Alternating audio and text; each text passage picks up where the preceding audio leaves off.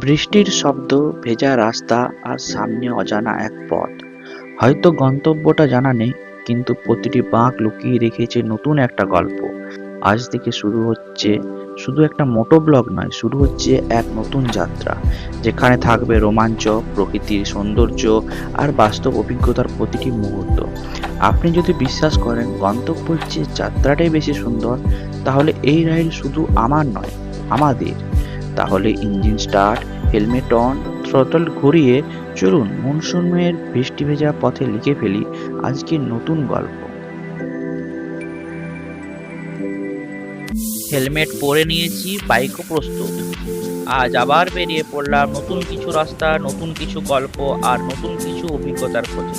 চলুন আপনিও আমার সঙ্গে এই যাত্রার সঙ্গী হন।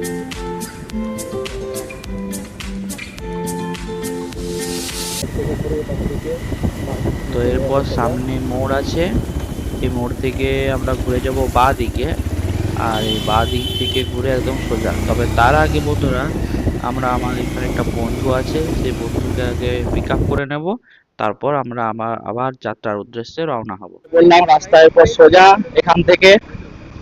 তো এখান থেকে আমি ব্লগটা শুরু করলাম। দেখতেই পাচ্ছেন চারপাশটা কত সুন্দর লাগছে। বৃষ্টির পরে মাটির গন্ধ, ঠান্ডা বাতাস আর এই নিরিবিলি রাস্তা, সব মিলিয়ে দারুণ একটা অনুভূতি। বাইক চালানোর সময় সবসময় একটা কথা মাথায় রাখবেন, ভেজা রাস্তায় কখনো বেশি স্পিডে বাইক চালাবেন না।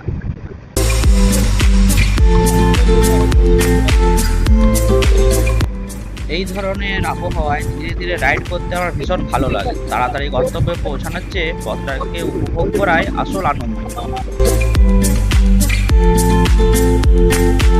তো এখন আমি পেট্রোল পাম্পের কাছাকাছি প্রায় চলে এসেছি। এবারে গাড়িতে পেট্রোল নেব, তারপর বাকি যাত্রাটা শুরু করব।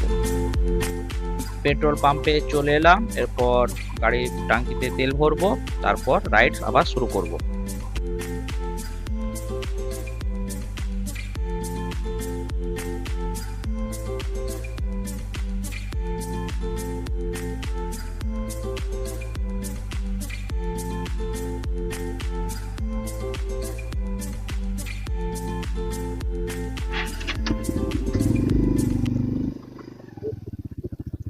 তো বাইকে পেট্রোল ভরা হয়ে গেছে, এরপর আবার আপনার যাত্রা শুরু করলাম।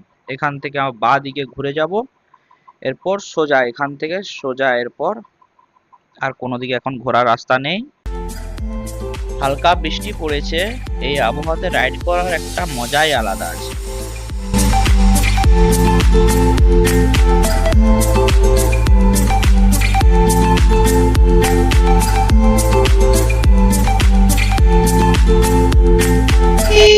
বর্ষায় যখনই রাইড করবেন, সাথে রেনকোট সঙ্গে রাখবেন।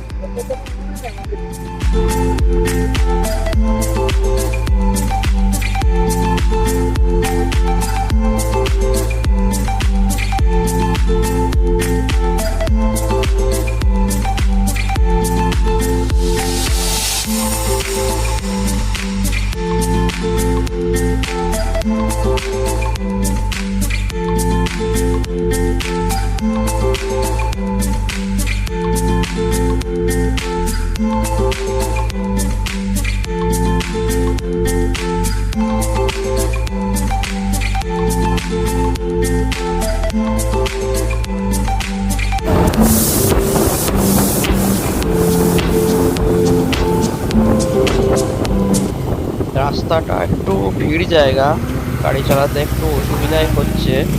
সরু রাস্তা, সামনে গরু আছে, অনেক মানুষজনও আছে। তো ধীরে ধীরে আমরা এখান থেকে আস্তে আস্তে করে যাব, খুবই সাবধানে। ভিড়ভাড় এলাকা তো, কোনো অসুবিধা হয়, তাই একটু সাবধানে যাব। তো চলো দেখা যাক কতটা কি হয় সম্ভব।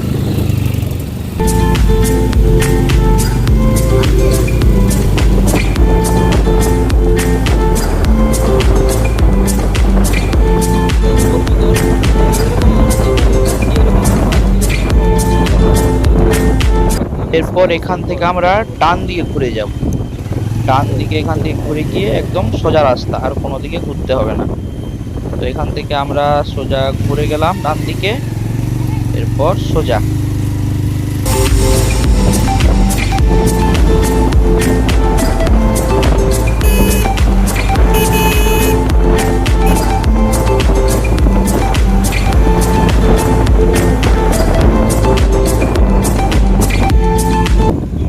তো আবহাওয়াটা ভীষণই সুন্দর, সামনে মেঘ করেছে, আশা করছি ক্যামেরায় তোমরা দেখতে পাচ্ছ। তো সামনে মেঘ করেছে, আশা করছি বৃষ্টি হতে পারে। রাস্তা ভেজা আছে, আগে বৃষ্টি হয়েছে।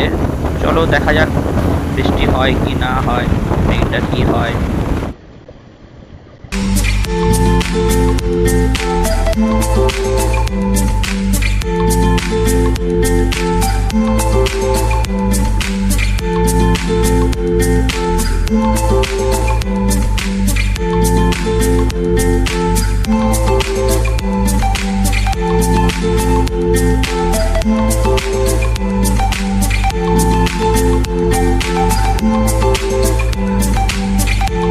তো এবার এখান থেকে আবার ডান দিকে ঘুরে যাব, আর ঘুরে গেলে সেই গন্তব্যের কাছে এসে পৌঁছে যাব, যেখানে আসার জন্য মনটা খুব ছটফট করছিল এই আবহাওয়াতে অন্তত।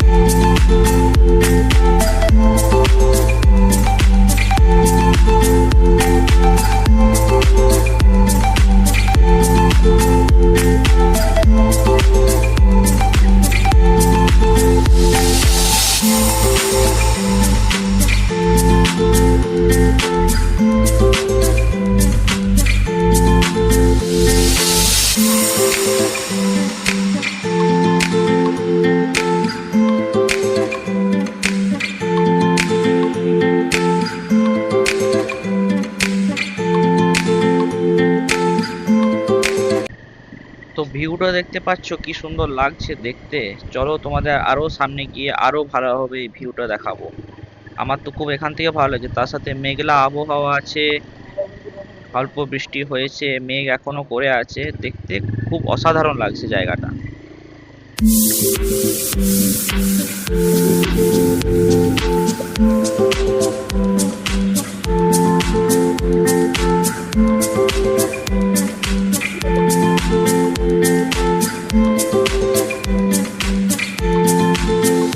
তো গাইস, ফাইনালি সেই জায়গায় চলে এসেছি যেখানে এই আবহাওয়াতে আসার জন্য আমার মনটা খুব ছটফট করছিল। এই বৃষ্টি ভেজা আবহাওয়া, সাথে মেঘলা আকাশ, সেই জায়গাতে বাঁকুড়ার রানী মুকুটমণিপুরে।